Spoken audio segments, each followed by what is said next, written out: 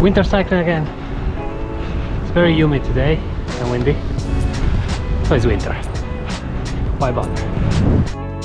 And I'm also at home. And today I want to talk about what gear I use during my trip and how I filmed my trip.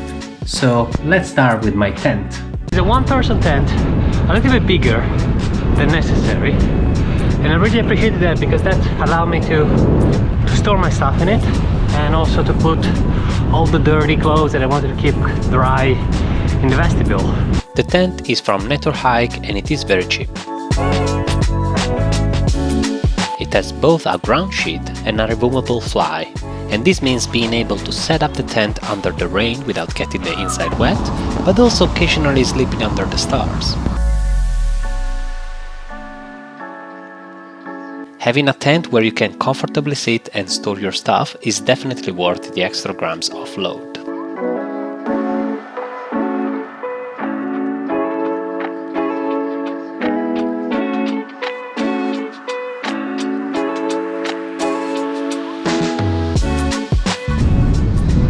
I'm winter riding today and it's really cold, and luckily the cold was not a problem during my trip, but I had some tricks in case it got really cold. The sleeping bag was arguably too warm and bulky for the trip, given that it's a summer trip. So it's a Marmot something something, and it goes up to 0 degrees. In principle that was too much, but I did have plans of sleeping at altitude for 4 or 5 nights in total, so I wanted to be sure that I didn't have to suffer the cold for those nights. It's very cold outside, I don't want to leave the tent. I also had a silk liner with me, which weighs nothing and packs very small. But you can use it to sleep in warm nights or when sleeping indoor, and if needed, it makes your sleeping bag even warmer. Similarly, the sleeping pad was also an insulated C2 Summit 1, so a little bit on the high end and a little bit bulkier than necessary, but again this allowed me to have very warm and cozy nights.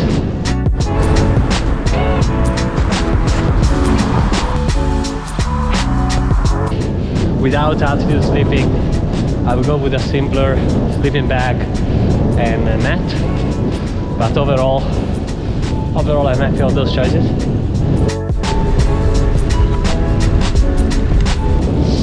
What I'm not happy about is that I brought too much stuff. It was the longest trip that I ever planned, so I didn't really know what to bring. I'm happy I didn't use a few things, like my first aid kit and my spare tubes. Similarly, I had brought with me clothes and objects to survive below freezing temperatures, and I didn't need them. Other things were simply useless, like bringing extra emergency food, given I needed it only once, or some extra clothes or GoPro accessories. Overall, all the things I didn't use were occupying the volume of one of my panniers. If I had to do this trip again, I would be happy to leave that volume at home. Sure, I brought like too many shirts, too many bib shorts. I didn't anticipate how easy it was to wash my stuff along the way.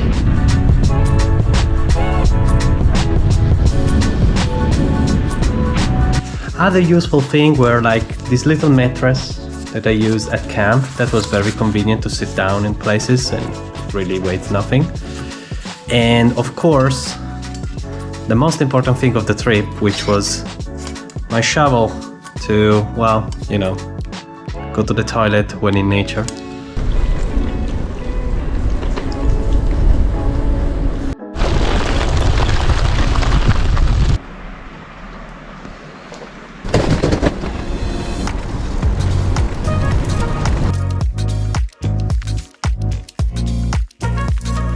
In terms of filming, as you can tell, I'm using a GoPro that is strapped to my chest, and I occasionally just grab it with my hands and show it around for some panoramic views or some details of the bike or whatever.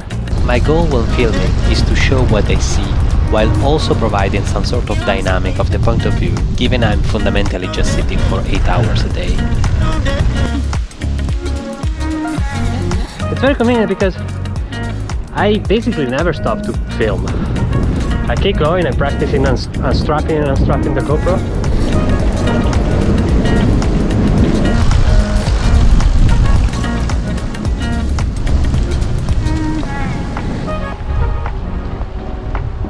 I know the result is not as cinematic as other YouTubers, because yeah, it's good to see the full figure of someone cycling, etc. And I did bring a tripod, which is great. You can put it anywhere, but I used twice. And the reason is that it was just too disruptive to unscrew the GoPro, put it on the tripod, film, go back, run like an idiot to go back to the bike.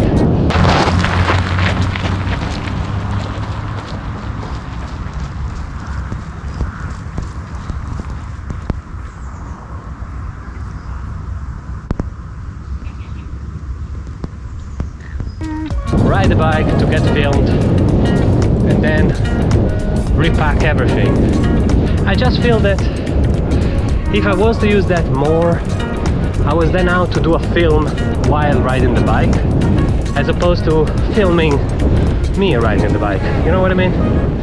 So the riding the bike is the primary part, and I wanted to not disrupt that. I don't want to take an extra hour of riding just to have a better shot, because those shots, after all, like 5 seconds in a video.